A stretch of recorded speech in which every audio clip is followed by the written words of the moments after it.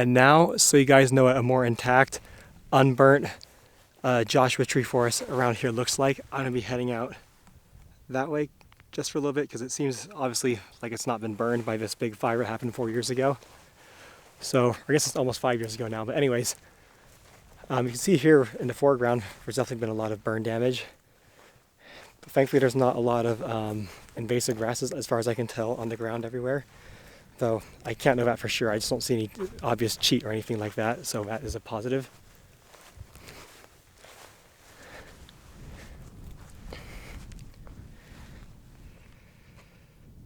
Now, remember from before, I said this is the eastern subspecies or species of Joshua tree, Yucca brevifolia jaegeriana, or just Yucca jaegeriana.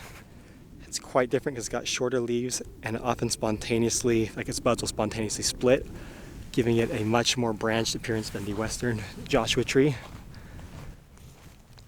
Whether or not it's a separate species is really up for debate, but I talked about in the previous video, so let's just keep rolling.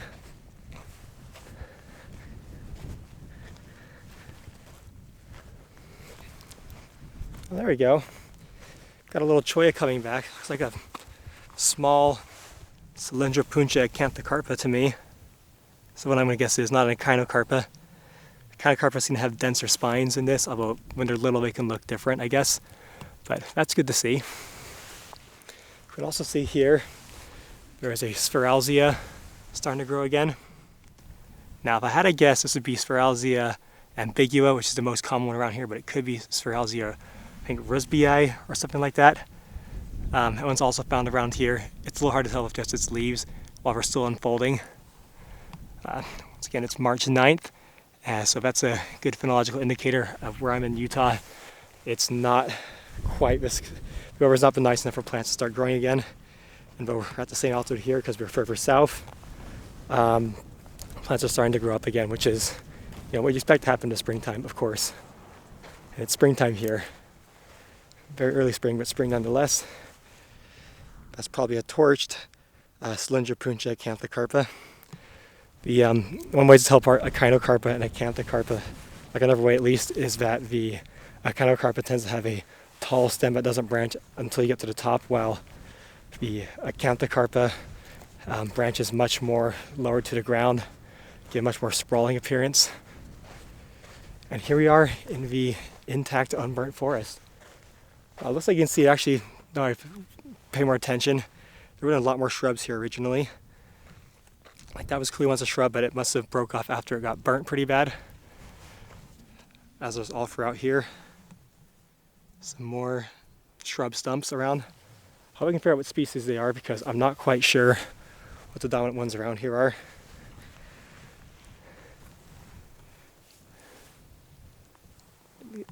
Seems a little bit too spiky to be Coleogyne ramosissima, but it's entirely possible. And here are the lovely Joshua trees.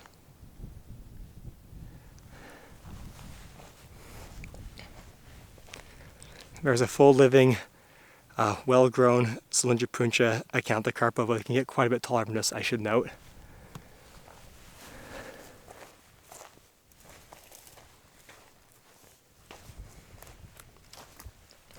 This prickly pear here, I'm pretty sure is Cylindropuntia chlorotica, which can get quite a bit taller than this, quite tall and tree-like. And it might be a little hard to see there from this angle, so I'll turn up the contrast. You can see how its stem is covered in thorns, but they're starting to get old and fall off. As the tree gets, as the Opuntia chlorotica gets tall enough, like you can get up to almost like 3 meters or 10 feet. Usually not that tall, but up to that level certainly. All the thorns fall off at the base, or spines I should say, my bad. And it basically gets a typical woody stem as you might imagine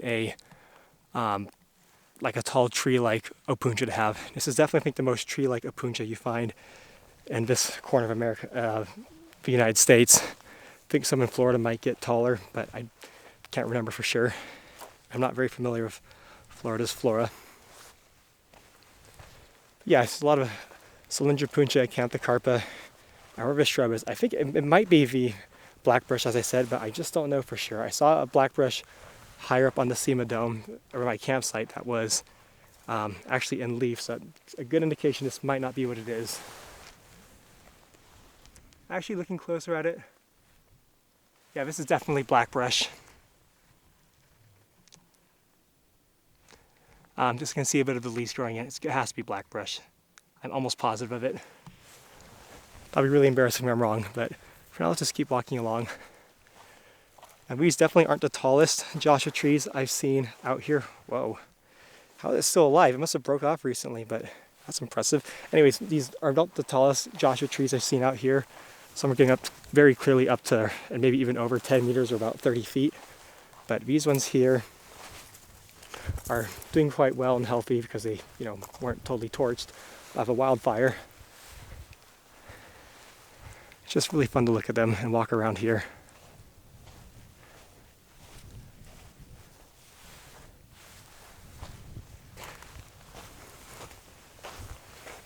Here's a close-up of the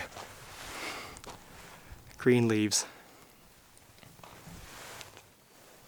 I don't want to get my hand too close because they're quite sharp. But where this the western variety, the leaves will be about twice as long, and it'll be branching about half as frequently, because normally, I guess they say, at least in the western population, the Joshua trees only really branch after they bloom. Like they send out inflorescence from the tip of their apical meristem, and after it dies, the sort of bud splits and starts to grow in two different directions. Well, these populations, as I said, it can just spontaneously happen sometimes in addition to when they bloom. And yeah, Joshua trees don't bloom every year. They send out their inflorescence only every so often when they get them enough nutrients to do it, I guess.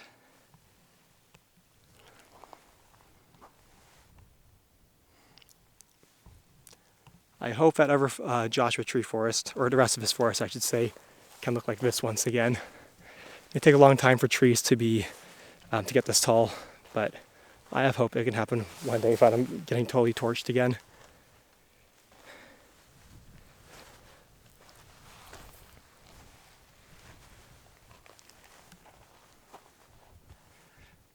You see it's a lot more green in the sunlight.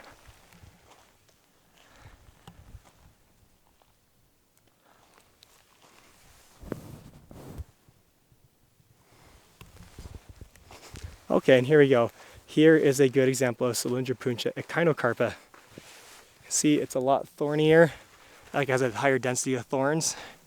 It doesn't get quite as tall as acanthocarpa does either, but it does seem to tolerate colder habitat.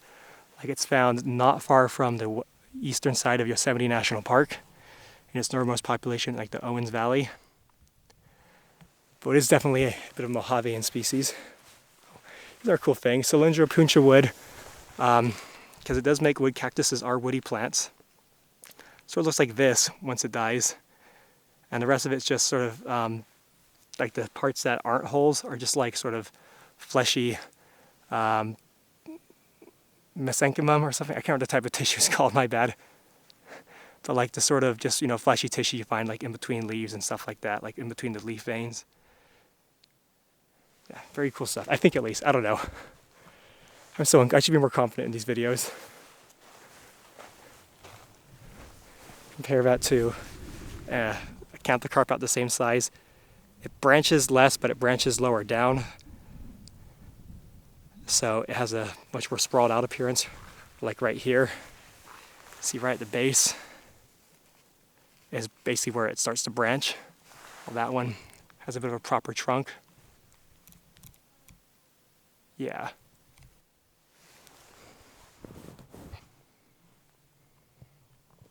Hope this was educational enough for you guys, because I really want to make a lot of videos, and this shouldn't be too hard to edit, so thanks for watching and see you next time. Oh, and really quick, here is the third species of Mojave, or common Mojave cholla, Cylindropuntia ramosissima. Just so you know, I'm filming this video before I actually filmed the main one where I go up to Teutonia Peak. This is filmed beforehand because of the way I'm driving, but I'm going to release them as if I were filmed afterwards. So I have no idea if I'll actually see this on the hike, so I'm filming it now. I just filmed it in its natural, or I should say unburnt form. It typically has, you can see just how much it branches and how tiny and thin the branches are. I mean, look at this. Putting hands for comparison. really tiny, almost like kind of finger looking branches it has. You know, it typically does have less spines. This one seems to have almost none on the plant. But funny enough, this is the only cacti I can think that actually prickled me in my life. I just happened to walk backwards into one about 2 years ago when I was trying to make this video originally. Very cool. Doesn't get much taller than this. And yeah, one of the 3 common Mojave Desert Cylindropuntias, along with acanthocarpa and echinocarpa, which I also showed you in this video. So now, once again, thanks for watching and see you next time.